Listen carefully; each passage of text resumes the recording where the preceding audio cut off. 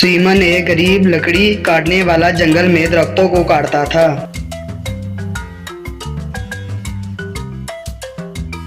एक दिन वो नदी के किनारे लकड़ियां काट रहा था।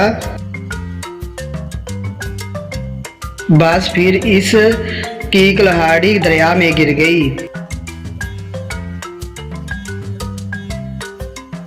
इसने कितनी ही कोशिश की, वो कुल्हाड़ी ना पकड़ सका।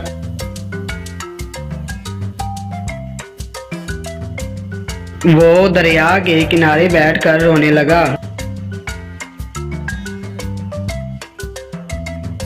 मरकरी देवी पानी से जाहिर हुई। इसने वजह पूछी इसके रोने की।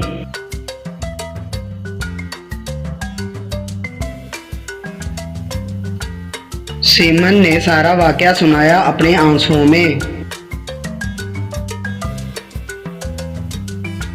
फिर मरकरी ने इसे तसल्ली देने की कोशिश करते हुए पानी में गोता लगाया।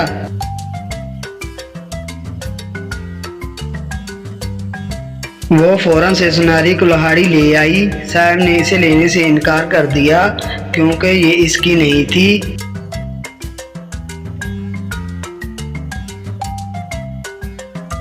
मरकरी ने पानी में गोता लगाया और चांदी की कुल्हाड़ी ले आई।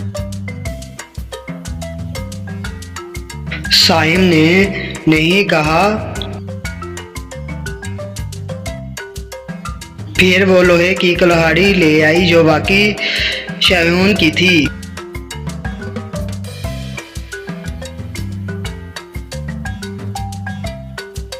इसने फौरन पहचान लिया और फौरन मान लिया। मरकरी इसकी ईमानदारी पर बहुत खुश हुई और सीमन को दूसरी सुनहरी और चांदी कुल्हाड़ी से नवाजा।